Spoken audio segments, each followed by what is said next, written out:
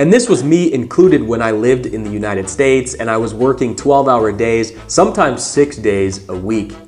But I was missing out on some of the most important things like stopping and really listening to my friends and family. Hey guys, welcome back to the channel. Today we're going to be checking out a video titled How I See the US After Living in Europe for 2 years. So 2 years is a pretty decent, solid amount of time, in my humble opinion, to be able to give your, beliefs and, experiences.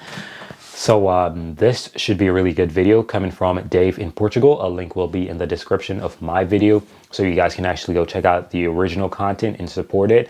And yeah, subscribe for sure, and let me know how you guys feel about this topic in the comment section down below. Without further ado, guys, let's get right into this video. Almost 2 years ago, I took one of the biggest risks of my entire life. Oh Lord. I wanna feel something. I just wanna breathe again. Dive into the deep. I sold everything I owned, told my family and friends goodbye, and started a new chapter in Europe, Portugal to be exact. Damn it. This is how I see the U.S. Like, it's kind of crazy. The moment the video started, you can literally see the different materials immediate. Well, he didn't really show the American home, but yeah, rocks. After living in Europe for almost 2 years. And let's just say it changed me, but not in the way I thought it would. Really? I'm going to be brutally honest and not going to hold back. Keep in mind, these are only my opinions, and you can take it or leave it. Simple as that. Oh, Lord. Ever since the first time I had visited Europe back in 2011, I knew that I wanted to move here at some point, gain some new perspective, and introduce a new culture into my life. And what better place to do it than Europe? Instead of 50 states, there's 50 different countries that speak completely different languages and all have diverse food and cultural backgrounds. So I'm going to start with the biggest difference that I found between United States and Europe, and that is the work-life balance. Now, this is a big generalization because I know that there's countries in the European Union that work very hard and want everything to be perfect. Oh, Germany. But for the most part, it seems that one of the most important... Germans, talk to me in the comment section down below. He call y'all out, but I don't know. Is that facts? Because I don't know. Things to Europeans is their quality of life.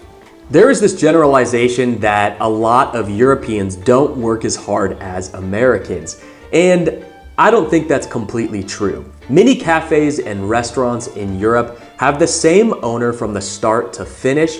They never retire. They do the same thing with very exceptional quality until the day they die. And this isn't something that happens too often in the United States. This is one of the reasons that I think in Europe, the food quality generally tends to be a bit better, even the fast food. The European fast food tends to still have fresh ingredients if they aren't the franchises from America like McDonald's. You can't compete with a restaurant whose owner has been cooking the same dishes for 50 plus years. And it's pretty obvious when I speak to friends and family back in the United States that they kind of have this rushed agenda where they're trying to get as much done as they can throughout the day. And this was me included when I lived in the United States and I was working 12-hour days, sometimes 6 days a week. But I was missing out on some of the most important things like stopping and really listening to my friends and family. And I think that this is one of the most important things to most Europeans. I think this idea in the United States of having these big achievements and never being forgotten. Yeah, I think, majority, Americans, not all of them, don't get it twisted. It's just that majority are like that, but not all of them, care a lot about, the image and, status, type vibe. So, yeah. Is something that's really important. However, in Europe, they have the right to be forgotten. There is actually a law in Europe that is the right to be forgotten. Now, this is a foreign concept that I don't think Americans think about a lot. In Europe, if you've had an imperfect past, the European Union allows you to move past that. And this also means that in Europe, people have the right to have their personal data erased once the personal data is no longer necessary to the organization collecting it. While in the US, forcing removal of articles on the internet is impermissible under the First Amendment. Now, after living in Europe for almost 2 years, I have come to the conclusion that the United States is currently in a state of toxic extremism. It's not very common in Europe to hear people arguing about politics, blaming unrelated issues on opposing political parties or specific politicians. It's just something you don't really hear that often. Now, that doesn't mean that Europeans aren't political. However, you don't see it tearing apart families based on the president or prime minister that they voted for. When I go to family gatherings in Portugal, rarely does politics ever come up. And this is something very polarizing and disappointing in the United States. I can't go anywhere in the United States without somebody blaming something on Biden or Trump, like they're responsible for everything. Yeah, that's not a lie. That's like the biggest fact. Like, the truth is, I'm not even gonna act as if, you know, it's not something that is probably out of control. Like, politics is like a sport in the United States. It is published to an heavy extent. Heavy. It's like really heavy. Like, okay, send it. Media. And yeah, even kids you'll hear talking about politics in the United States. It's just a thing that is, you know, I guess, everything that's gone wrong in the past 10 years or something. Now, sure, I have my political beliefs as well, but I usually keep them to myself and don't ruin everybody around them's energy and vibe.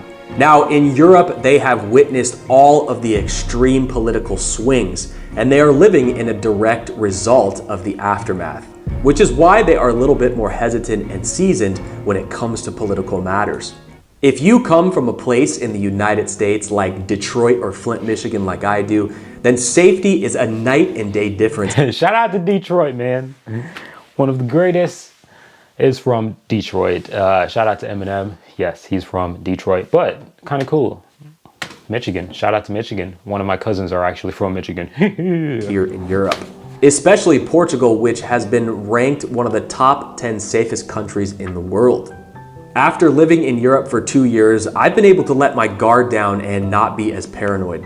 Especially when I'm walking around alleyways at night or going to see a movie or going to a festival, I don't have to worry about the place being shot up. It's very sad, but this is a true reality in the United States. That is true. And in the USA, wealthy people have moved to the suburbs in gated communities because they fear the inner city's rising crime rates. That's and true. I can't help but to think back in times when I lived in Los Angeles where I was robbed at gunpoint, or when I lived... Nah, if you live in LA, man, come on now, like, hey, it's like he choosing the wrong places. But yeah, obviously California is a wonderful place, and you know, a lot of people are going to be in Los Angeles, and it's just what it is, right? But yeah, it's pretty dangerous to be there, actually. Very dangerous. Very dangerous. Reno, Nevada, and our family house was broken into multiple times. And sometimes it makes me apprehensive to come back to visit the United States. And if you've ever had a gun held to your chest, I'm sure you can sympathize with what I'm talking about. But after being in Europe... I've not, but I can sympathize. I don't need that to understand what you're saying, my brother. For a couple years, there are few places that have violent crimes like the United States. Europe is certainly not a perfect place, and you do have crimes happening here. However, nowhere near the scale of the violent and gun crimes happening in the United States. A place where you can be attacked in the streets for your beliefs. And that concept to most Europeans is completely foreign. Now, I know that prejudice exists here in Europe. However, I have never heard an ethnic or racial slur ever yelled on the streets like I have in the United States. And that should say a lot. All right, now let's talk. I think like what he's talking about with the prejudice and you know, stuff like that. I think it's for Europe, they keep it in a circle. You know, it's rare that they'll actually express this. I think if they're provoked, you know, because you're not. Let's say you're not intentionally trying to provoke them, but they're provoked by something that you do. Remember, they don't like you, right? And then they see you do something that provokes them, but you're not trying to provoke them. That particular moment, I think they might, you know, voice a little bit of, you know, chit chat on you. But generally speaking, you won't actually know you know, that these people are against you because they actually hush hush, you know? About the food. Unless you have the financial means to do so, you are likely paying 4 times for gourmet foods in the United States, where in Europe, these foods are just the normal. In America, fresh, healthy food is usually sold at a premium where only the richer people can afford it. In my opinion, this is a crime against humanity. Here in Europe, they subsidize the agriculture so that it can still be sold at an affordable price. And more than half of the GMOs and chemicals available in United States foods are illegal in Europe. Typically in Europe, teenagers speak multiple different languages. They're well versed in fine arts and music. Crazy. And they understand world geography. Generally just much more cultured than what I see typically in the United States. I mean, when I first came to Europe when I was 21-year-olds, I had 17-year-olds playing me Mozart and Bach and painting incredible paintings and speaking 4 different languages to me, and I realized that, wow, I am not cultured at all. And I think a big part of this is attributed to the education. All over Europe, schooling is free. And some of the best universities are even free. Students here can focus on their passions, and if they don't like what they're gotten into. Like, this is not a shot at anybody in Europe, but if you are not successful in Europe, it's a choice. Like, it's a choice. Like, dude, just being European, like, gives you so much advantage. Like, it's insane the amount of advantages that you guys actually possess over there. Like, it's insane. They can switch it without being in this massive mountain of debt like in the United States. Students in Europe can focus on their passions, and if they made the wrong decision and don't like the career path they're taking, they're not in mountains of debt like they are in the United States. They don't have this strong pressure to continue to pursue something they don't want to do. And I think this is really important. Some countries in Europe even allow you to go into a specific trade of choice to be able to follow your passion and not have to learn all of this useless knowledge that has nothing to do with your career path. I know many people, including myself, that are afraid to go to the doctor in the United States because of how much it's going to cost. And it's a complete opposite contrast here in Europe, where many of my friends go to the doctor regularly just to get a checkup because they can. And it seems to be encouraged by the doctors. In Europe, things like blood tests and exams are a fraction of the cost that they are in the United States. For instance, I went to the hospital and needed to have an x-ray done on my finger. And I went, no, how much is that gonna cost? And they said, €1. And I went, can you put my whole body into the x-ray machine then?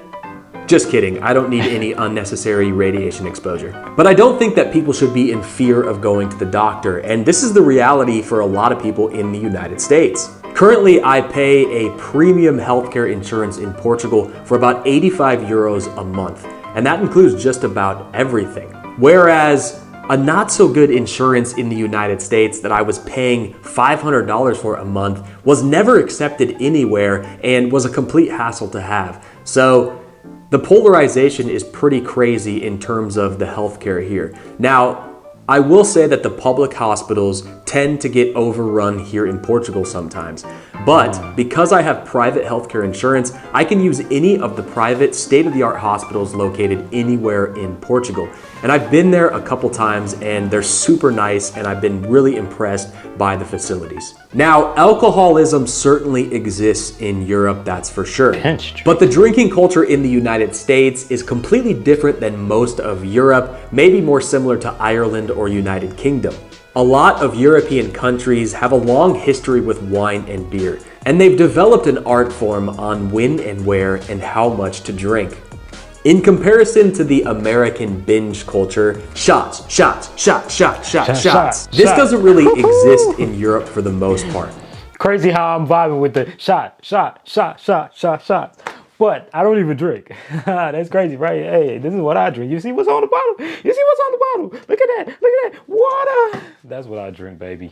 In fact, it's very rare to see people taking shots, and if they are, they're these little baby shots that are half of what they are in the United States. I feel like in the United States, it's encouraged to get wasted and get super drunk and people brag about these experiences. But in Europe, you don't want to be that guy. Don't be that guy stumbling through the streets. They will think you are a complete idiot. Do yourself a favor and don't be that guy. But how I see the United States now is not all negative, and there are some things that I took for granted while growing up there. One of those things is the American dream. Now, a lot of people said that is dead, but I believe the spirit is still very alive. Very much alive. The concept of... I think a lot of people just misunderstand what the American dream actually is, and that's why they think it's dead, but it's never going to be dead. Entrepreneurship is not as popular here in Europe as it is in the United States. The United States is a place where people have a dream and they can move that future forward. And I have to credit that optimism for the entrepreneur spirit that I have today. And I never realized how truly American this concept was. And I would not be where I'm at today without this hustler go-getter mentality. And I have to give massive credit to the United States for that. I think a lot of times in Europe, it is this foreign concept to have this grandiose dream where you can live in financial freedom and retire early. But I believe Americans have this spirit of working very, very, very hard to be able to retire and enjoy, a certain amount of your life. However, one of the biggest problems is that people don't end up retiring until 65 in the United States, and most of your life's over. So younger Americans now want to retire at 40 and 35 if they can, and more power to them if they can figure out how to do so. But after painting these generalizations with such a wide brush, it's important to mention that there are countercultures and micro-communities all over the United States that also criticize many of the things that I mentioned in this video. There's an America that I love and miss so much. But of course, there are truths to the stereotypes or else they wouldn't exist. But at the end of the day, honestly, I'm just trying to have an open, fun conversation. And that's one of the beautiful things about living in the free world. Let me know in the comments below what you think about this. Yeah, I agree with you, bro. I think he had some really valid points. You guys can, let me know what y'all think about it. And I actually appreciate the credit that he gave to the United States with the hard drive. Hard drive, hard drive, you stick it in a computer. No, that's not what I'm talking about. But yeah, the hard drive, you got that drive, you got that push, right? But at the same time, with that same hard drive, the whole American dream situation, you can have overdrive with that hard drive, right? And I think a lot of people get into that because, listen, the American dream is not understood by a lot of people, right? And it will make you go crazy sometimes. Simple as that, right? And the truth is the flexibility that you have in Europe makes the American dream a lot easier. I can tell you that right now, if an American, spends like a couple years in the United States, comes to Europe, they are going to achieve more than a European would in Europe and an American in America, because the mentality and the accessibility combine. Yeah, I don't gotta say much. But anyways, man, yeah, thank you guys for watching. Let me know how y'all feel about it in the comment section down below. I'm out of here. Peace.